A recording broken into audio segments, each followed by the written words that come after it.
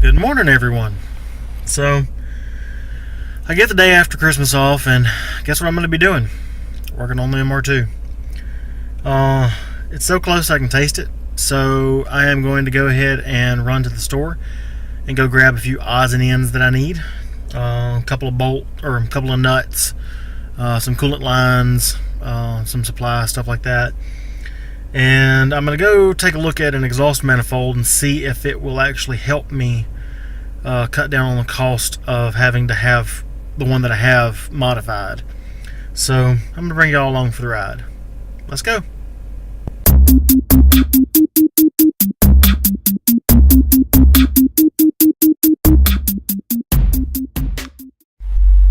First stop, O'Reilly's. First stop, done. Got almost everything. Now I just got to make, hopefully, just 2 more stops. Here we go.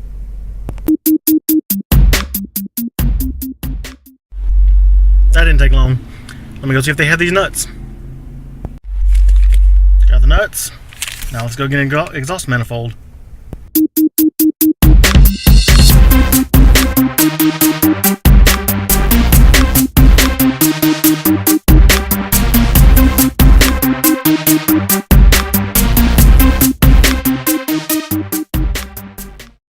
Let's go get that manifold.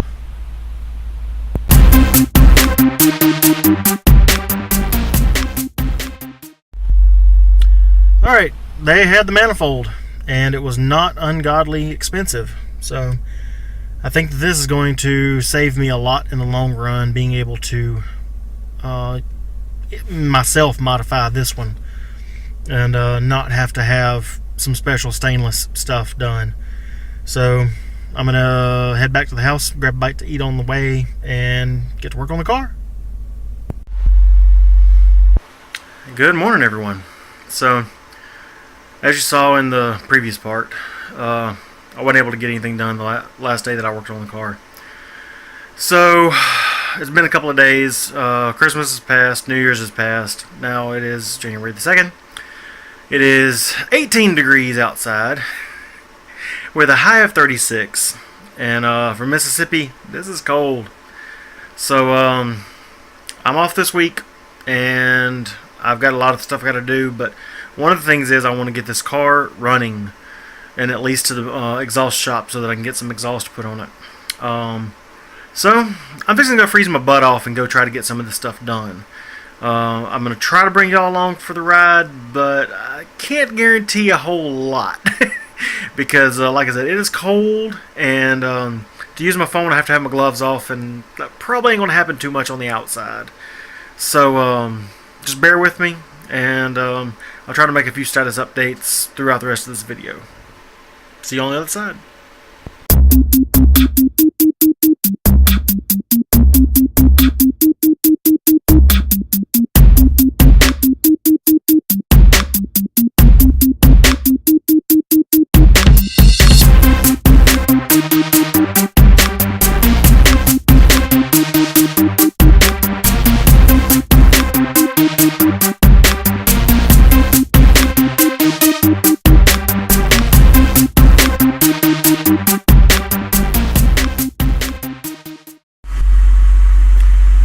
Alright, so it's so cold my camera equipment is fighting with me. It keeps dying, batteries, I don't know, can't hold a charge. Anyways, I got all the brakes pretty much done. All I gotta do is bleed them now.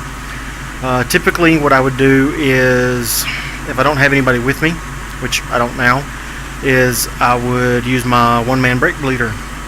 So I'm going to show you that little tool that I've made, but since the engine's not running, I can't really use this engine. So I have my Lexus pulled up here. I'm going to use a vacuum source from it. So let me show you that. Alright, this is my one-man brake bleeder. It's nothing but a mason jar, lid screwed on tightly. I put a little silicone around the top of it, a couple of barb fittings, and they don't really go but just through the top. I could go one all the way to the bottom, but there's really no point. This is your vacuum source. Really, it could go on either side, it doesn't matter.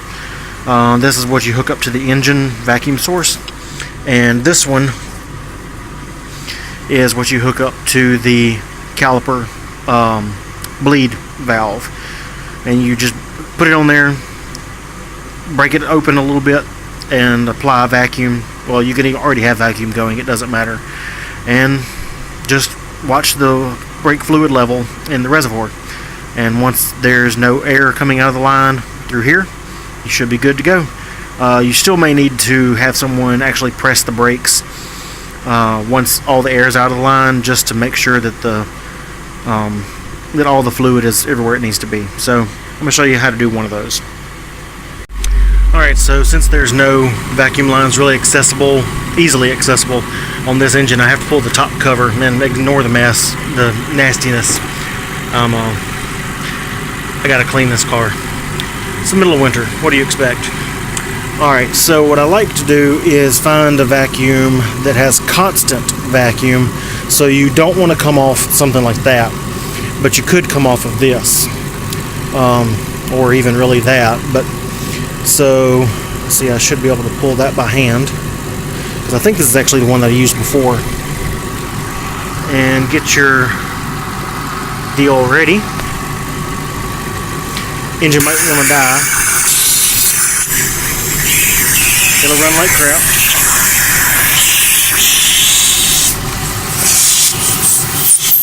Well,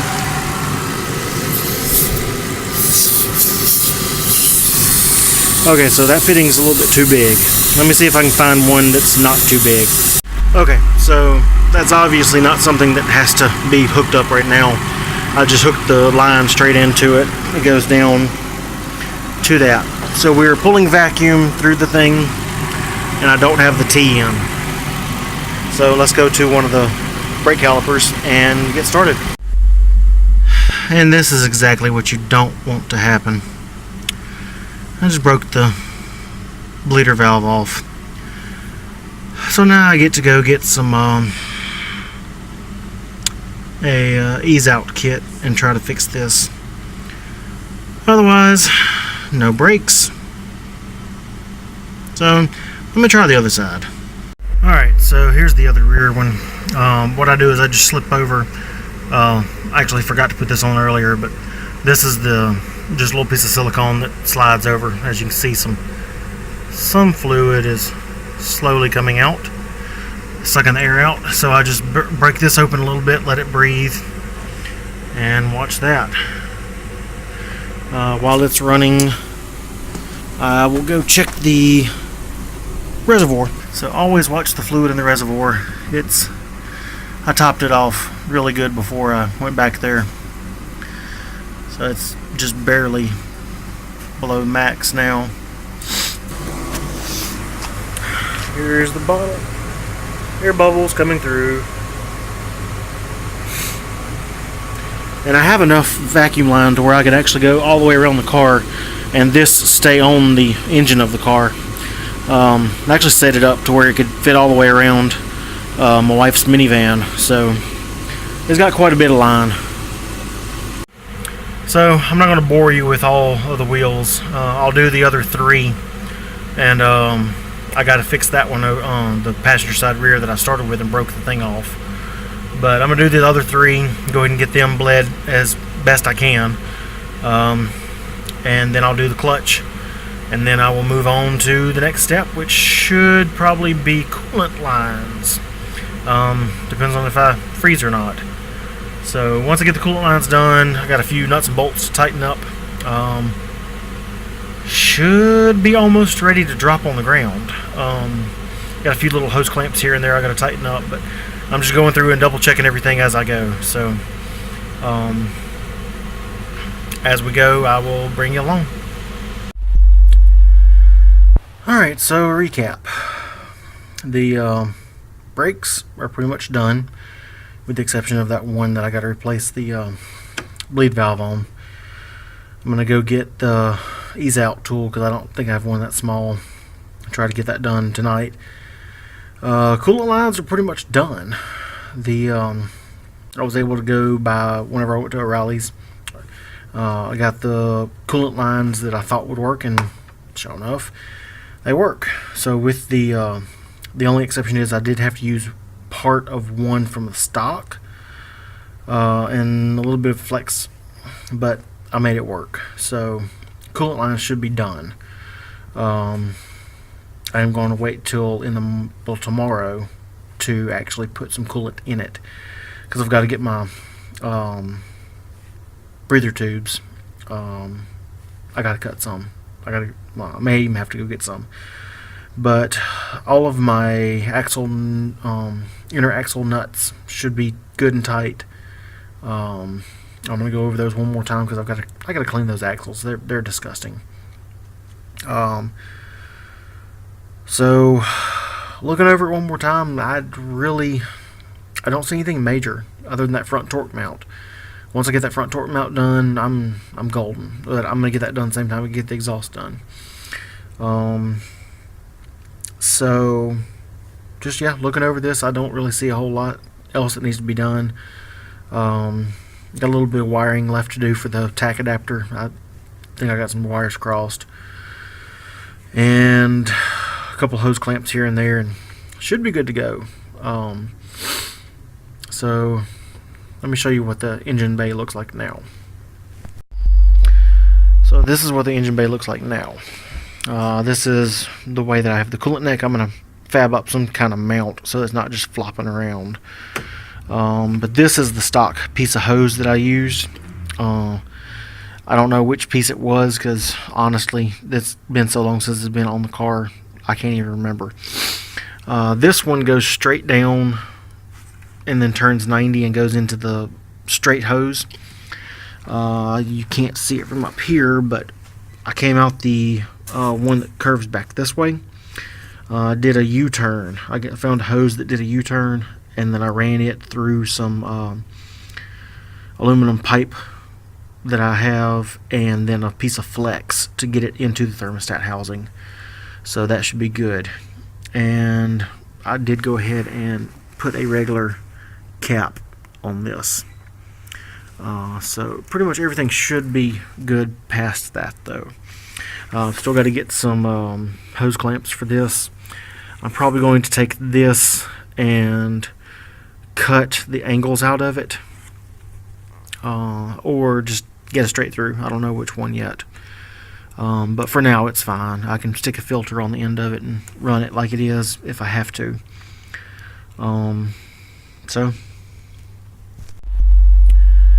So there you have it. I'm freezing my butt off, but the car is almost done. And I am so ecstatic. Hopefully I'll be able to work on the car some tomorrow. I've got some other stuff I got to do around the house and for other family members and stuff like that. So I don't know if I'll be able to get to it tomorrow, but the day after or so I should be able to finish it up, get it on its own wheels, back the car out, crank it up, and then see what happens. Definitely needs a good cleaning job. I mean, this thing's been running, been sitting forever. And oh, let me show you this. This is the last time that the car was actually on the road. It was inspected, so that would have been May of 07. It would have expired May of 08. So it's almost 10 years. Like 9.5 roughly that it's been down. Because I remember I pulled the engine from this car, I want to say it was November maybe of 07, so it wasn't just a few months after I got this. And that's whenever I started the beams stuff, but it never went anywhere. So that's it. I'm going to go ahead and call this one a wrap. I got to go inside and get warm, get changed, and go run some other errands, get that ease out kit and stuff like that. And hopefully I can finish this up tomorrow or the day after. But I'm going to go ahead and wrap this video up and post it along with the stuff from the other day, so y'all can go ahead and view that and see where I'm standing right now. So anyway, if you like this video, give it a big old thumbs up. Gloved thumbs up if you're in an area that's cold. And if you want to see more of this stuff, just hit that hit that bell.